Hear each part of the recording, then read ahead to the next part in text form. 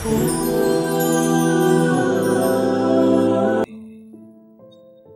راح في الساعة الأولى فكأنما قرب بدانة.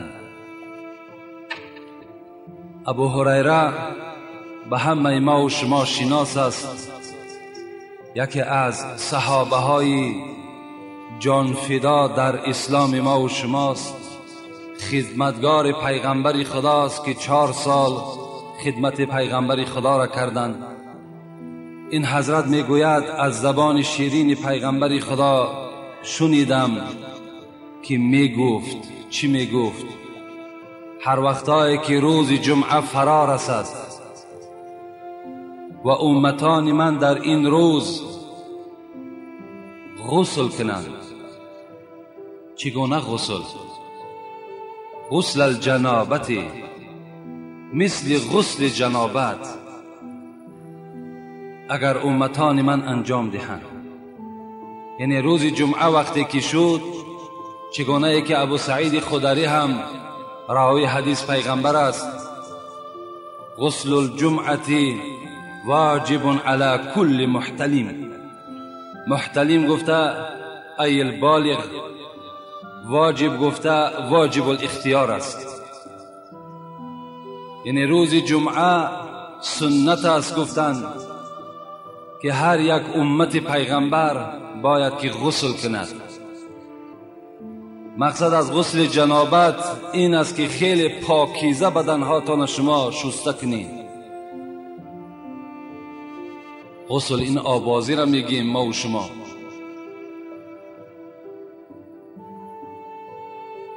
بعد از آن چیکار کند؟ بعد از آن اولین شخص شده اگر به جمعه بیاید،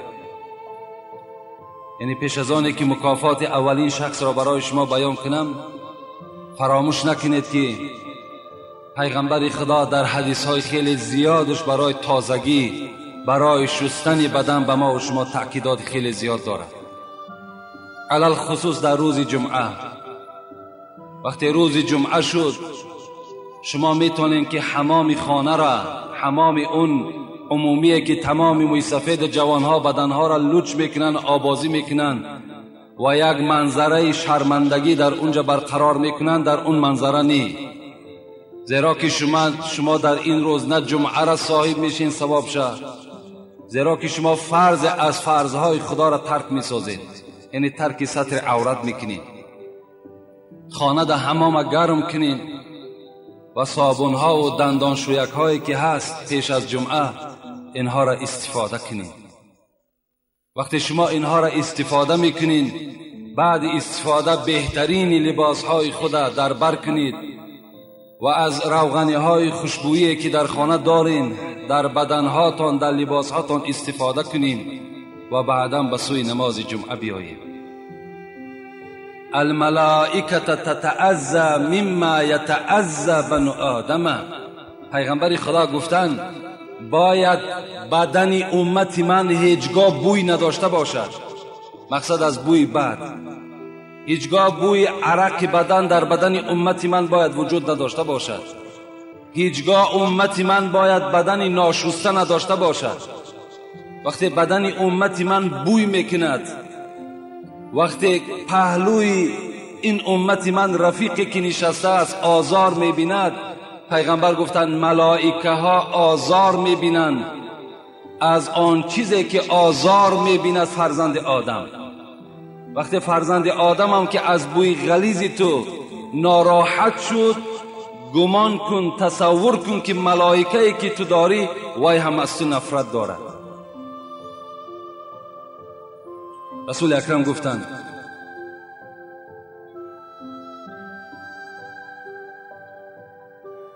النظافة من الایمان، پاکی از ایمان است.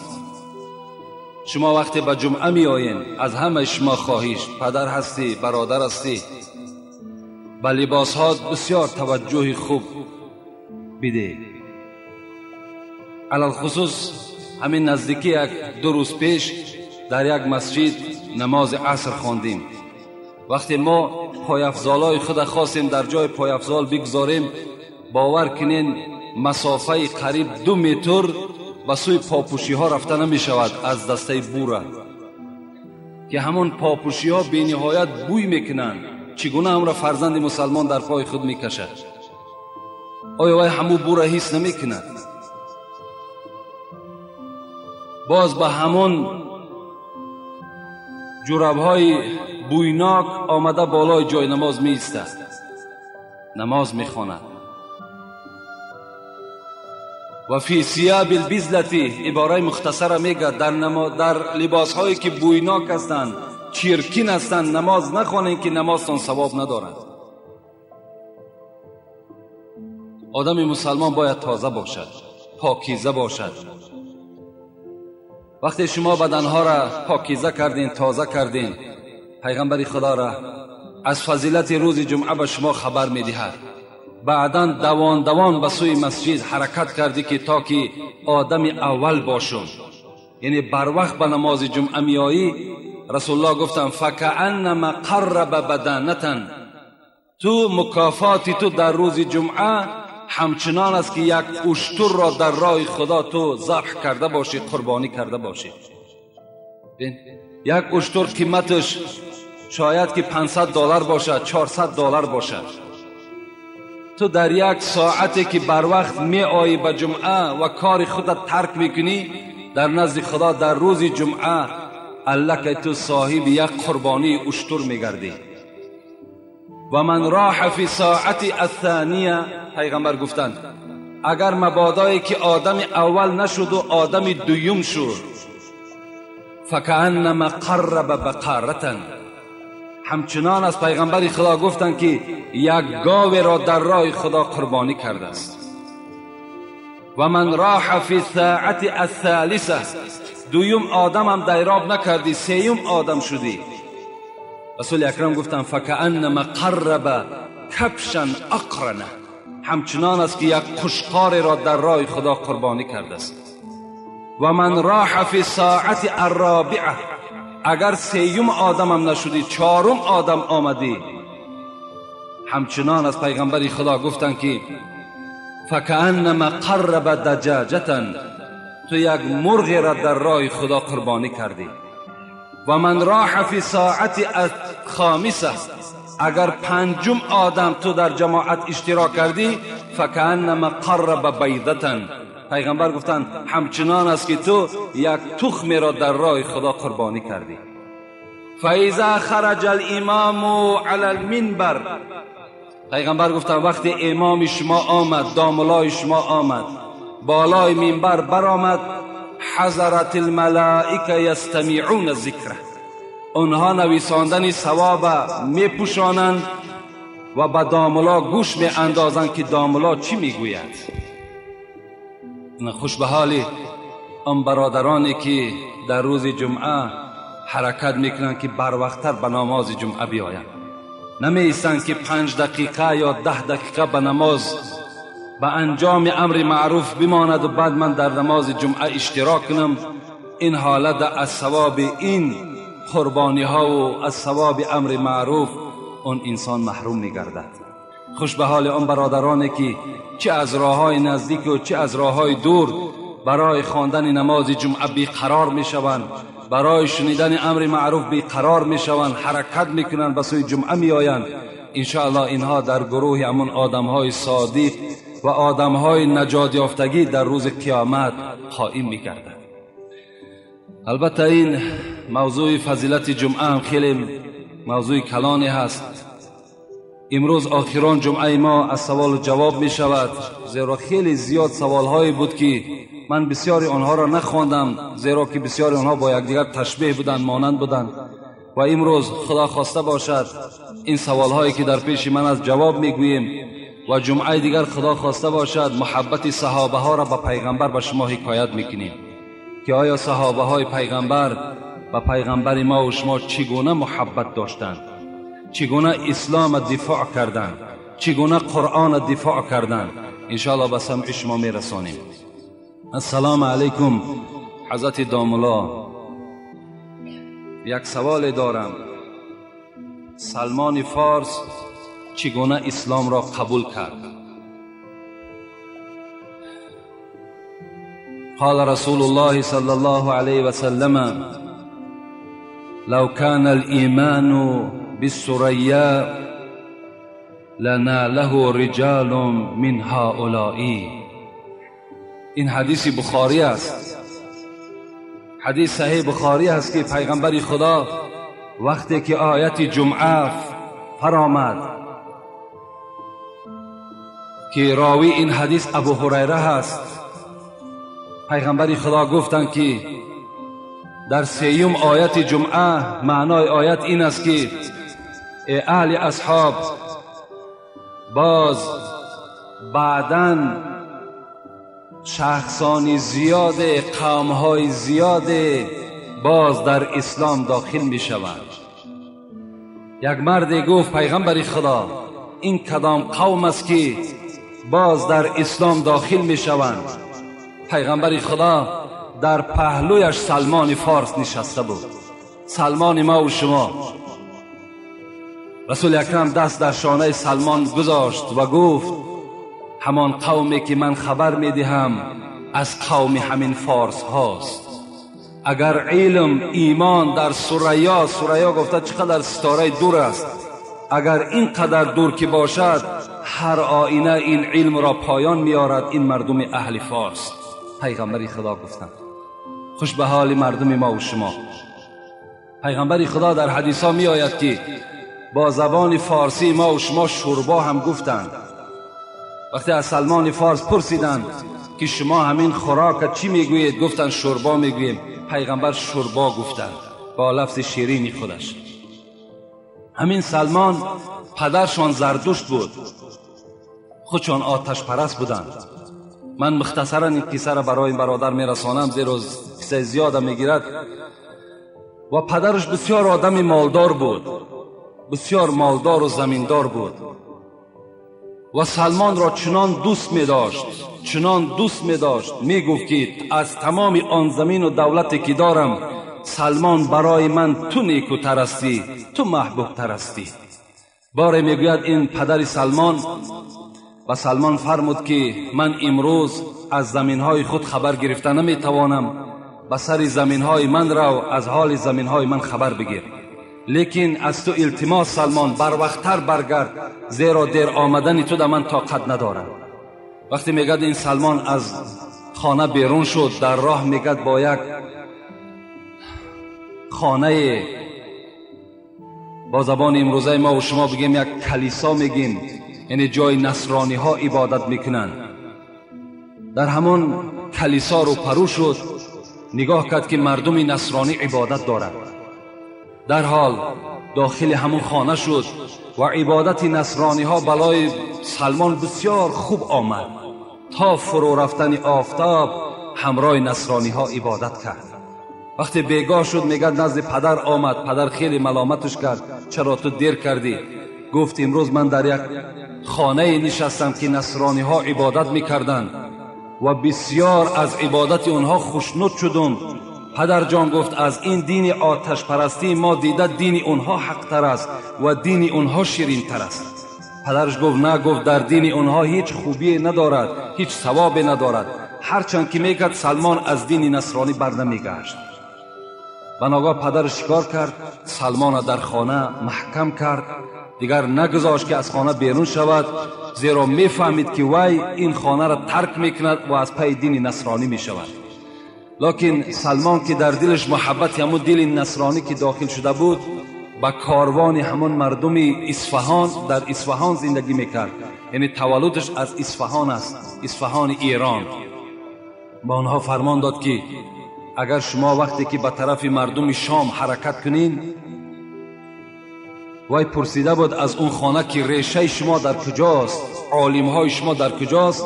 اونها خبر داده بودند که در ملک شام، یعنی در دولت سوریه، همون حکومت ما، عالم های زیادی ما اونجا چکار میکنن؟ عبادت میکنن. از این خاطر سلمان همراه کاروان به شام سفر کرد، از خانه پدر خود یعنی راه گریز اختیار کرد و رفت اونجا، پرسان کرد که اینجا عالم با قوت ترین در کجاست. با او خبر دادن فلان کس عالم با قوت ترین ایمان است. وی در خانه وی رفت میگد عبادت میکرد. بسیار سلمان حکایت میکند که این مرد میگد بی نهایت مرد ناخوب بود. مردم میگد صدقه می آوردن، طلا می آوردن که با فقرا و مساکین تقسیم کند، لکن این میگد این مرد همه اونها را در زمین گور میکرد و به کسی نمیداد.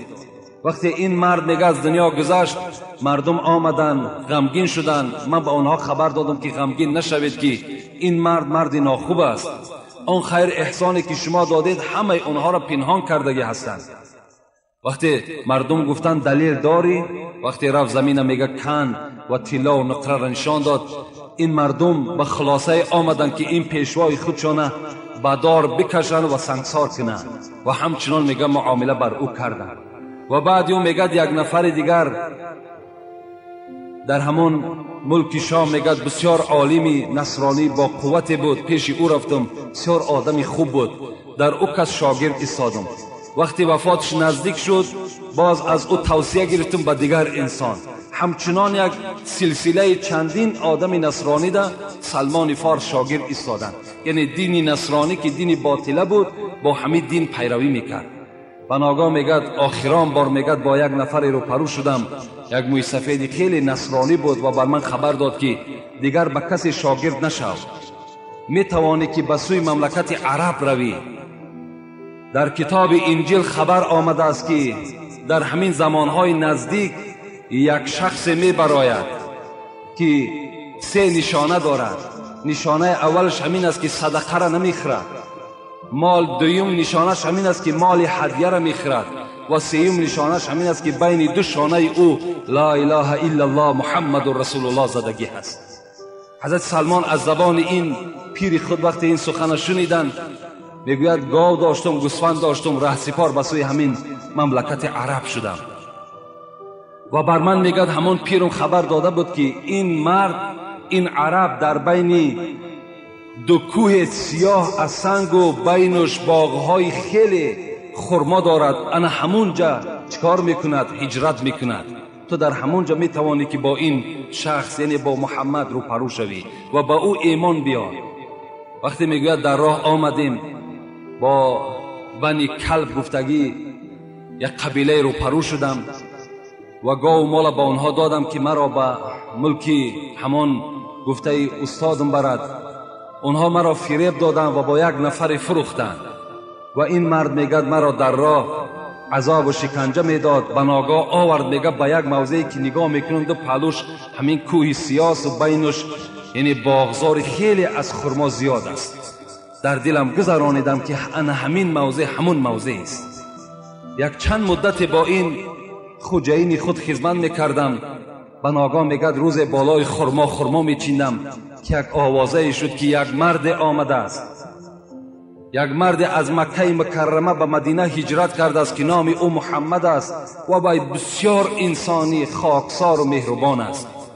با شنیدن این سخن میگد چنان بود که قریب از بالای خرما بر زمین زنم. دوان میگد در بالا یک طبق کمی خرما گرفتم و نزد او رفتم.